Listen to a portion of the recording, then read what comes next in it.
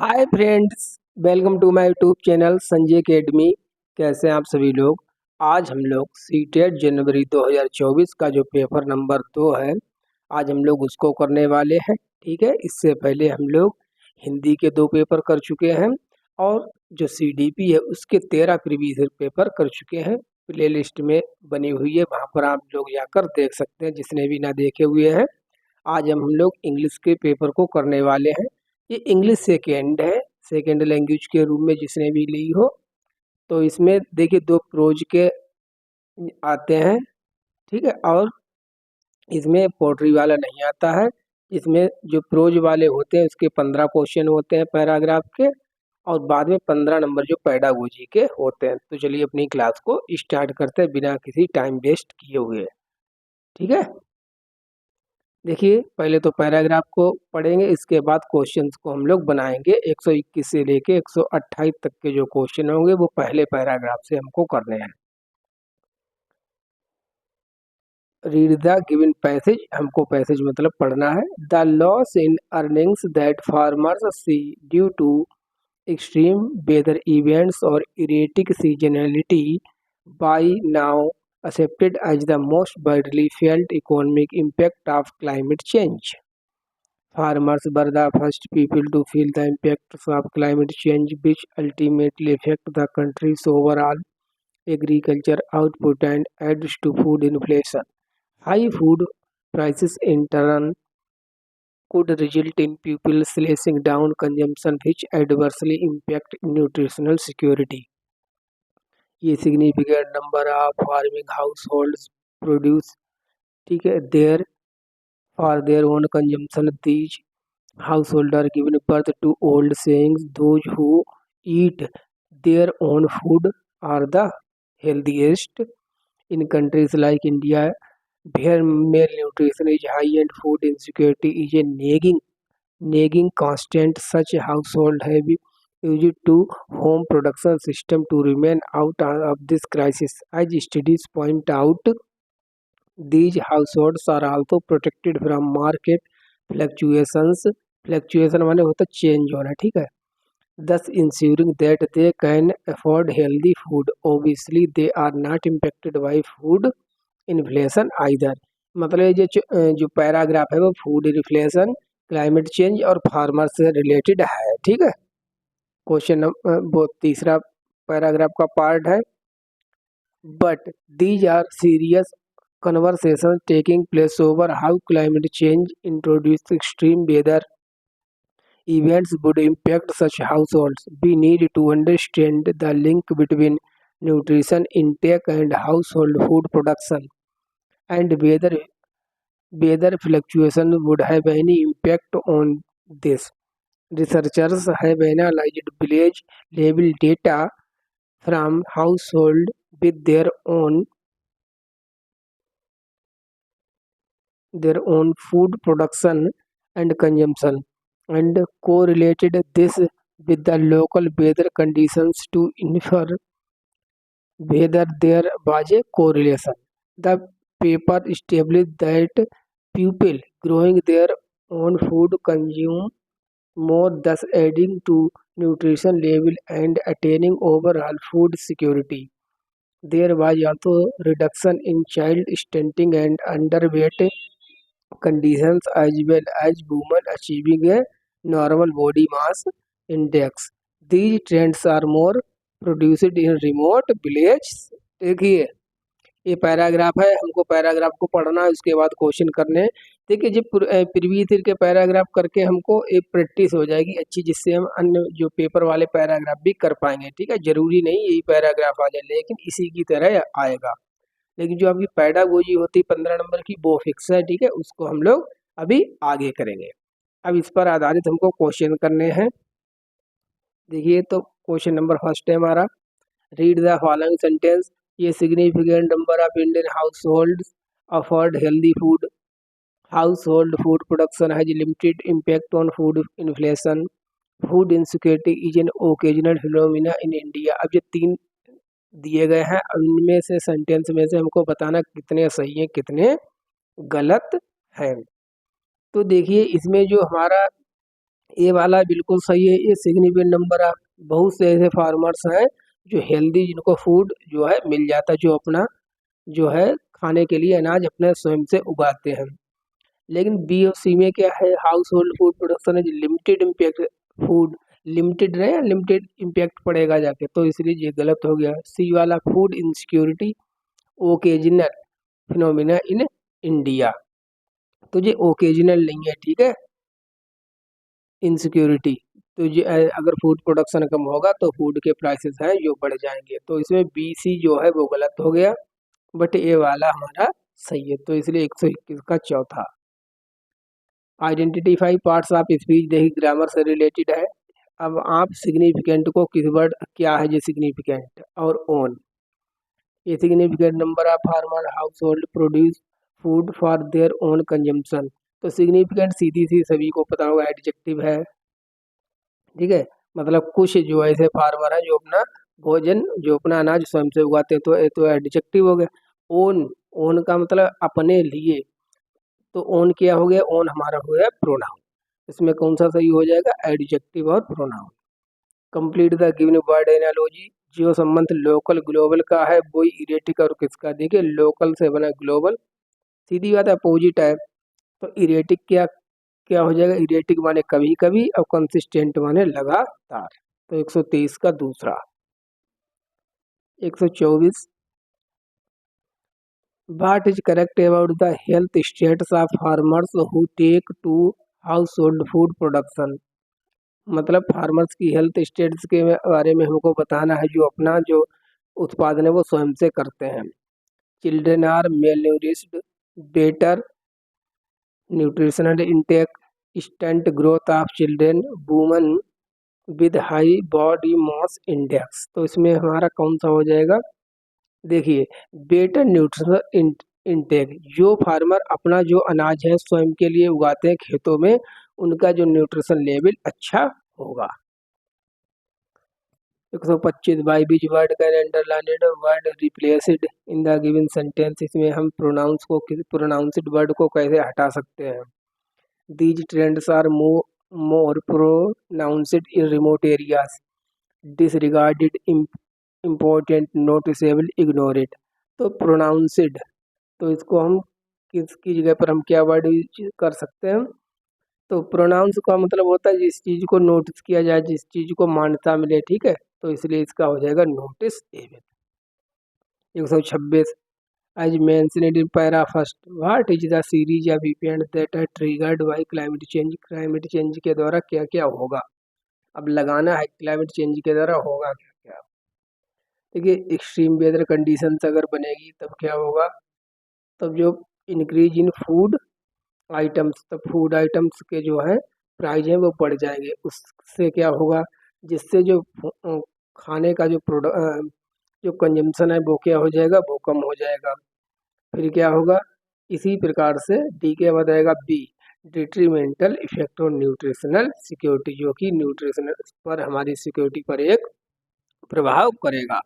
तो डी पहले आएगा इसमें, नहीं डी नहीं, नहीं पहले सी आएगा, एक्सट्रीम वेदर कंडीशन, तो सी इसमें है, ठीक है, और चौथे में उसके बाद increasing food prices of food item, तो 126 में हो जाएगा ए फिर, ठीक है, तो इसलिए इसका दूसरा वाला सही है।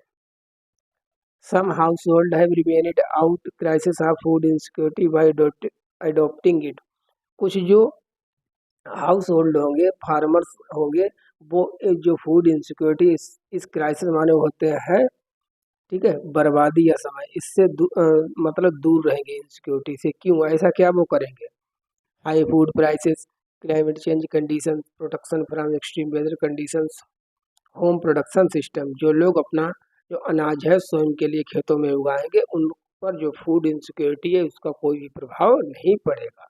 ये 27 का 4।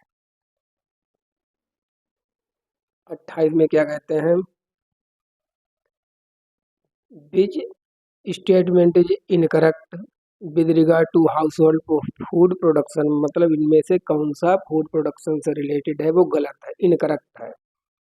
Nutritional intake was better, food consumption in such household was higher, women enjoyed normal body mass index, increase in number of malnourished children. तो इसमें क्या हो जाएगा 128। 128 को देखिए सही नहीं गलत वाला बताना है, तो इसमें 3 तो सही है, पहला भी सही है, दूसरा भी सही है, तीसरा भी सही है, चौथा गलत है। जो गलत है वो ही हमारा सही है, क्योंकि हमको गलत वाला आंसर बताना था। तो 128 का चौथा हो जाएगा। अब एक पैरा हो गया हमारा, अब दूसरा पैरा हम लोग करेंगे। दूसरे पैराग्राफ में हम लोग जो है 129 से लेके 135 तक के प्रश्नों को करने वाले हैं। चलिए पढ़ते हैं इसको। इसको भी 3 पार्ट में इन्होंने डिवाइड कर रखा है, फर्स्ट, सेकेंड और थर्ड। फर्स्ट क्या है? Untouchable, a charming French comedy. ध्यान रखना, French comedy about two friends who have almost nothing in common has been a huge international success, but before the story became a cinematic sensation, how exactly did a rich French aristocrat and Algerian immigrant with a criminal past become good friends? Philip and Abdul, दो friend है जिनकी कहानी है, Philip और Abdul. First meet in Paris 1993 when Philip was looking for a nurse. जो Philip था वो एक नर्स को ढूंढ रहा था। He was from a very healthy family. At one time, he had been a successful businessman living a life of great luxury. कौन रहता था? Philip. Then he had a terrible paragliding accident and lost the use of his arms and legs. एक बार उसका accident हो गया था paragliding में, जिससे उसकी आर्म्स और लेग्स टूट गई थी। Life in a wheelchair was lonely and boring. Philip was struggling to imagine the future and he needed practical help with day-to-day life. दूसरा है, Philip interviewed more than 80 people for the job of a nurse, but none of them seemed right. Then he met Abdul, फिर वह अब्दुल से मिला, who had quite a life of crime in Algeria. जो Abdul था वो criminal record उसका था Algeria में। एंड मूव टू फ्रांस, और फ्रांस को आया था to look for a work. He was livingly intelligent and quick thinking with a crazy sense of humour. वो बहुत मजाकिया टाइप का था Abdul. Philip got on with Abdul immediately and he offered him the job. The two men did not have much in common. Abdul loved pop music. Abdul जो था उसको pop music सुनना अच्छा लगता था, but Philip preferred classical music. देखिए जैसे आपको पेपर में करेंगे, पेपर तो ऑफलाइन होगा, वहाँ पर जैसे करके बना लेना, जैसे हम अंडरलाइन करते चलते हैं। अभी यहाँ तो करना संभव नहीं है, क्योंकि जैसे ही हम आगे बढ़ेंगे जो कट जाएगा, वहाँ आपके पेपर सामने रहेगा, तो आप बहुत अच्छे से इसको ऐसे बना लेना, जिससे आपको करने में बहुत सहायता मिलेगी। Philip loved modern art but Abdul hated it. Philip's family was sure that he had made a bad choice. They believed that Philip needed someone much more sensible. Meanwhile, Abdul was not planning on staying the job for long. However, their working relationship quickly developed into a close relationship. पहले तो उनके working संबंध थे, बाद में वो friend हो गए थे, अब्दुल और Philip. Abdul gave Philip the support he needed. More importantly, his energy and sense of humor brought fun and excitement back into Philip's life. Abdul helped Philip make trips to other countries. Both of them now live in different countries, each with a wife and family. They keep in touch regularly. All that really matters to their relationship, though it is their shared love of laughter and adventure. इसमें मतलब और अ, अब्दुल की और Philip की कहानी है। ठीक है, अब्दुल जो होता क्रिमिनल रिकॉर्ड का होता, अल्जीरिया का रहने वाला होता, फिर और जो फिलिप है उसको नौकरी दे देता। अब्दुल अल्जीरिया से फ्रांस में माइग्रेट करके आता है। यही कहानी है पूरी। ठीक है, ऐसे हमको समझ लेना है। अब हम चलते हैं पैराग्राफ के क्वेश्चन के ऊपर।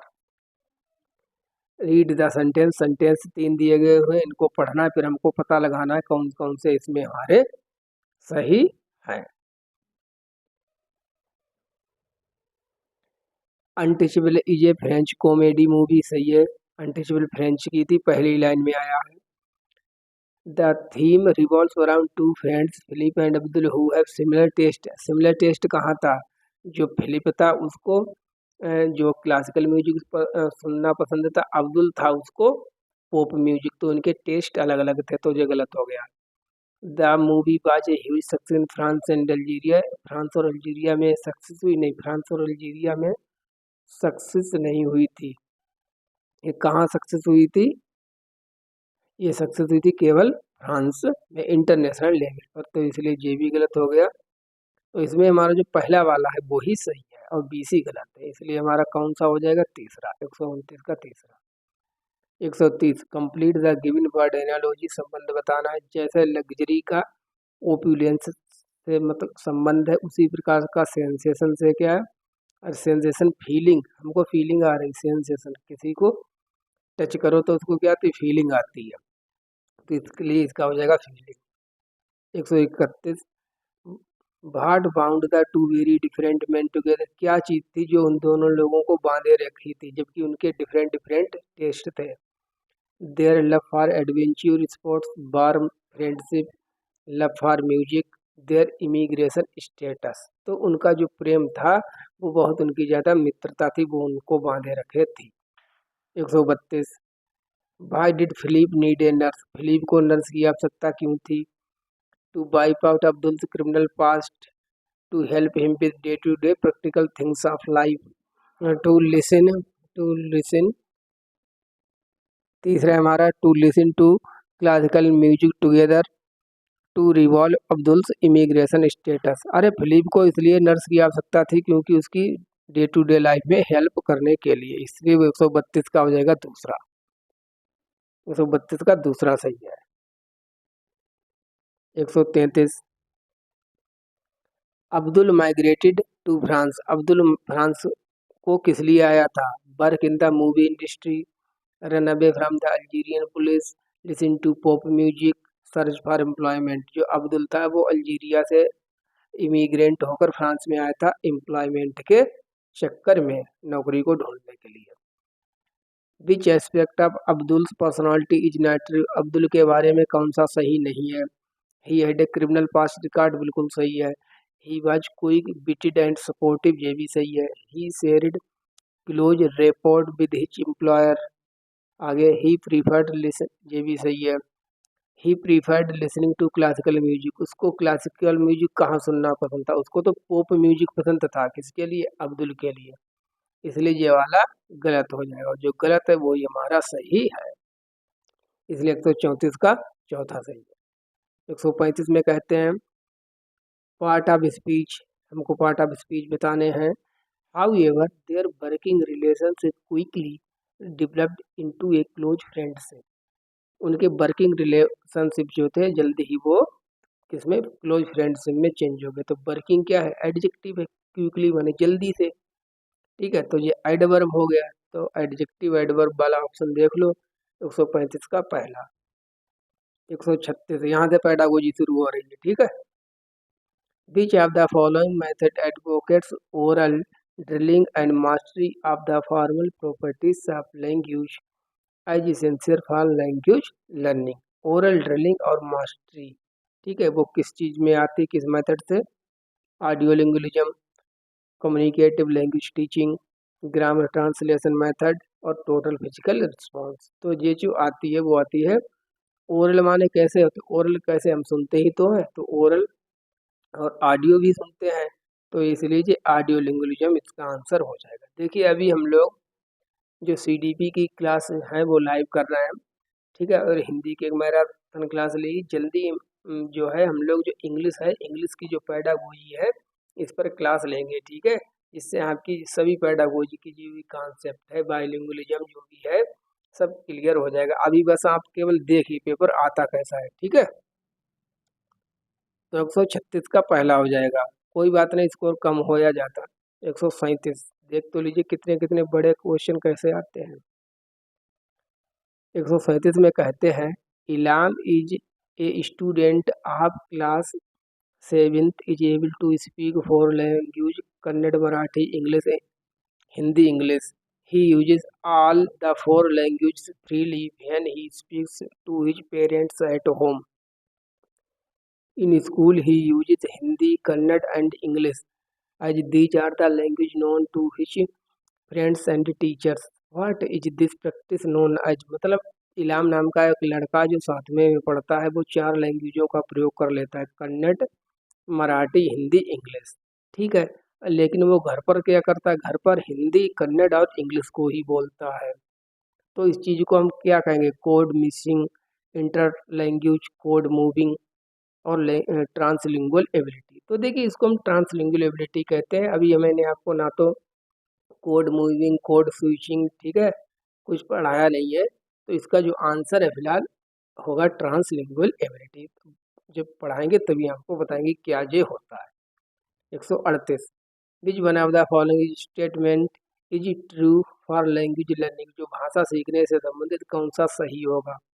Knowledge of the native first language interferes in the learning of second language. मतलब जो पहली भाषा है वो सीखने में दूसरी भाषा के हर्डल करती, बाधा डालती है। सेकेंड है knowledge of the native first language has nothing to do in the learning of the second language.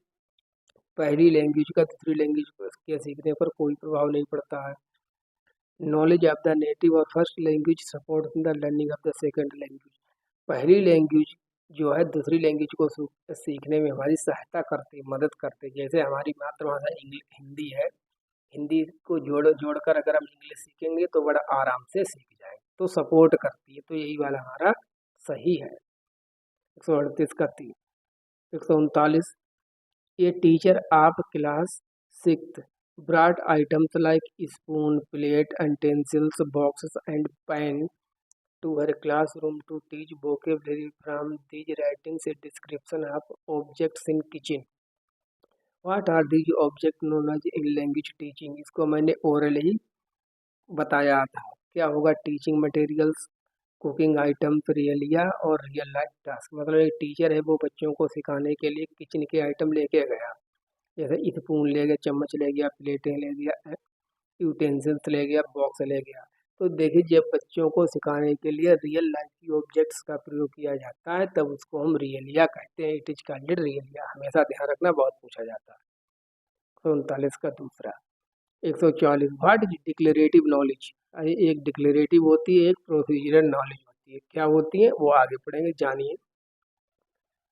Knowing to pronounce word in a language, knowledge about the grammatical items, knowing how to identify an error in an grammatical items, knowing how to do a grammatical items। Declarative knowledge क्या कहती है, देखिए declarative knowledge जो कहती है वो कहती है कि knowledge about the grammatical items, grammatical जो आइटम है उनकी आपको नॉलेज है कि नहीं है, सीधे सीधे डिक्लेयर करना होता है इसमें। एक होती है प्रोसीजरल नॉलेज जो इसके जस्ट अपोजिट होती है। 141 कितने कितने लेंथी क्वेश्चन है। 141 here is a situation where students were exposed to opposite perspective of the subject under consideration to allow them to further understand it. What does this process attempt to promote among learners. मतलब एक situation दी गई जिसमें बच्चों से कहा कि जो opposite है इसको आप पर्सपेक्टिव वो सोचिए सब्जेक्ट से, ठीक है, अपने एनालिसिस को डेवलप कीजिए। तो इस चीज़ को आप क्या कहेंगे, process based pedagogy, literacy development, critical literacy, critical analysis. तो इसको कहते हैं हम critical literacy. 142 what is translanguaging. देखिए जो निश्चित है आने वाले प्रश्न। ट्रांस लैंग्वेजिंग क्या होती है। ट्रांस का मतलब अलग, एक लैंग्वेज से दूसरी लैंग्वेज पर जाना। लैंग्वेज माने भाषा। It refers to moving from one language to another language while teaching learning process. Second, it refers to understand how language change over the period of time. It is pedagogical process of using more than one language as a resource in classroom. Fourth, it is a language in education policy on how many languages are to be taught in school. तो देखिए जो trans लैंग्वेजिंग होती है, trans लैंग्वेजिंग का मतलब होता है कि जो है स्कूल में पढ़ाते समय एक या एक से अधिक भाषाओं का प्रयोग एक रिसोर्स के रूप में करना, इसलिए इसका हो जाएगा तीसरा वाला। 143 में which are the following process involve for learning to write well in language. एक लैंग्वेज में को अच्छी प्रकार से लिखने के लिए आपको क्या करना चाहिए, कौन सा क्रम सही होगा। तो इसके ऑप्शन तो नहीं पड़ेंगे, बस आप इस क्वेश्चन को अपनी कॉपी पर नोट डाउन कर लीजिए, अगर आगे पूछा जाए तब आप कर लें। तो सबसे पहले हमको जो है बच्चों को ब्रेन स्टॉर्मिंग करानी है, ठीक है। बच्चे सोचें, फिर जो सोचें फिर उसके जो पॉइंट्स हैं उनको अलग अलग ज्वाइंट करें। तो दूसरा हो जाएगा जोटिंग डाउन पॉइंट्स। फिर क्या हो जाएगा, चौथा सही है इसमें, फिर ऐसे, ठीक है ऐसे, फिर मेकिंग एन आउटलाइन, फिर वो आउटलाइन बनाए, फिर वो राइट द ड्राफ्ट, फिर ड्राफ्ट लेंगे, फिर एडिटिंग करें, फिर फाइनल ड्राफ्ट तैयार करें। तो इसको नोट कर लेना, 43 में चौथा आएगा अगर फिर कभी भी आए तो। पहले ब्रेन स्टॉर्मिंग, फिर जोटिंग डाउन पॉइंट्स, तो 143 का चौथा। अब आगे चलते हैं, 144 में क्या कह रहे हैं। Learners in a class of social science try to capture science to capture the main idea of the classroom lecture and make point of the lecture. What is this skill known as? इस skill को क्या कहते हैं। मतलब उन्होंने जो main idea को पकड़ लिया लेक्चर के दौरान। Study skill, listening skill, writing skill, cognitive skill, तो इसको हम कहते हैं स्टडी स्किल, ठीक है। ये आंसर जो है CBSE के द्वारा ऑफिशियल जो है आंसर की उसमें माने गए। 145 Here is a question. Read and find out which typology of question it belongs to. Having read the story of the little girl, you feel moved by her suffering, courage to face the trouble. You would write a letter to the little girl appreciating her.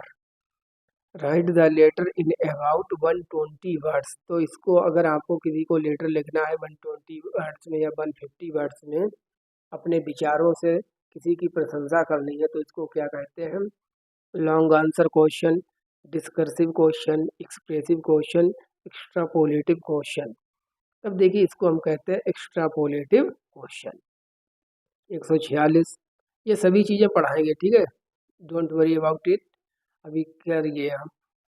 ये teacher of class eighth read out the text of 5 sentence in English twice and asked her learners to listen to text carefully. Then she asked them to work in group of 4 to recreate text near to the one read out. Not exactly the same. What is this activity known as? इसको हम क्या कहते हैं। मतलब एक teacher है class 8th class में, उसने 5 सेंटेंस इंग्लिश के बच्चों को पढ़ने को दिए, फिर बच्चों से कहा 2 बार उनको पढ़ाए, फिर बच्चों से कहा कि इनको सुने आराम से, ठीक है, टेक्स्ट को, फिर आपस में डिस्कस वगैरह करें। तो इसको क्या कहा गया। तो ये क्वेश्चन जो थे स्टार में रहा था CBSE की फाइनल आंसर की में, इसके लिए सबको आंसर मिला था, इसका कोई भी एक आंसर सही नहीं माना गया था। 147 हमेशा पूछा जाता है। This refer to the proficiency in academic language or language needed for various content areas। मतलब वो भाषा जिसका हम प्रयोग केवल अकेडमिक में करते हैं, पढ़ाई लिखाई के लिए करते हैं, उसको क्या कहते हैं। देखिए 2 चीज़ें होती हैं, एक होती बिक्स, एक होती कल्प। कल्प क्या है, इनकी फुल फॉर्म में पूछी जाती है। कोग्निटिव एकेडमिक लैंग्वेज प्रोफिशिएंसी, बिक्स की होती basic interpersonal communication skill. Cognitive academic मतलब इसको हम हिंदी में कहेंगे संज्ञानात्मक अकादमिक भाषा सक्षमता कल्प की, और बिक्स की फुल फॉर्म हो जाएगी, ठीक है, मूलभूत अंतर्वैयक्तिक भाषाई कौशल। तो जो लोग हम डे टू डे लाइफ में लैंग्वेज यूज करते हैं उसको बिक्स कहते हैं हम। जो भाषा हम केवल पढ़ने लिखने के लिए यूज करते हैं उसको हम क्या कहते हैं, उसको हम कल्प कहते हैं। 147 का चौथा। 148 Which of the following is not true of national education policy. National education policy के अनुसार में कौन सा सही नहीं है। Study of a classical language under 3 language formula, study of mother tongue home language under 3 language formula सही है। Study of Indian language under 3 language formula ये भी सही है। Study of English as a language under 3 language formula ये भी सही है। तो क्या सही नहीं है? जो पहला वाला स्टेटमेंट है वो गलत है।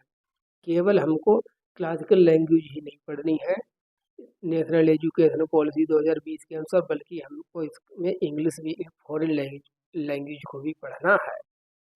इसलिए 148 का पहला सही हो जाएगा, क्योंकि ये गलत है। जो गलत है वही हमारा सही आंसर बन जाएगा। 149 विच of the following is true in the 3 language formula. 3 language formula से रिलेटेड कौन सा सही होगा? तो 4 इसके ऑप्शन है। देखिए मैं डायरेक्ट बता दूं 3 लैंग्वेज फार्मूला क्या कहता है। 3 लैंग्वेज फार्मूला कहता है कि जो बच्चे हैं उनको 1 से 5 तक कम से कम उनकी मातृभाषा में पढ़ाया जाएगा, होम लैंग्वेज का हो या उनको मातृभाषा का हो। तो इसलिए इसका चौथा होगा all children begin their schooling in their mother tongue home language, अपनी मातृभाषा या होम लैंग्वेज में शुरुआत करते हैं, and move on to add at least 2 more language by the time they complete their high school. जब तक वो हाई स्कूल कंप्लीट करें तब तक 2 लैंग्वेज वो और सीख जाएं। तो ये हमारा 3 लैंग्वेज फार्मूला है। वैसे तो इसके बारे में डिटेल से अलग पढ़े। 150 लास्ट क्वेश्चन है, learning outcomes attempt to enable learners to. जो लर्निंग आउटकम्स है उसका क्या मतलब होता है? Attain the grammatical knowledge in measurable terms, attain the competencies in measurable terms, attain minimum level of learning of all skills, attain language components in measurable terms। तो जो learning outcomes है इसका मतलब है कि बच्चों की जो मिनिमम कम से कम जो कॉम्पिटेंसीज है उसको मेजर करना, ठीक है। तो मेजर करना होता है इसका उद्देश्य, तो इसलिए इसका दूसरा हो जाएगा attain the competencies in measurable terms. 150 का हो जाएगा दूसरा। Thank you for watching. मिलते हैं नेक्स्ट वीडियो में। सभी लोग कमेंट करें कैसी लगी क्लास, ठीक है। नेक्स्ट क्लास में हम लोग मिलते हैं। जो भी लोग नए हो प्लीज़ चैनल को सब्सक्राइब कर दें। Thank you for watching. Class को लाइक जरूर कर दिया करें। Thank you.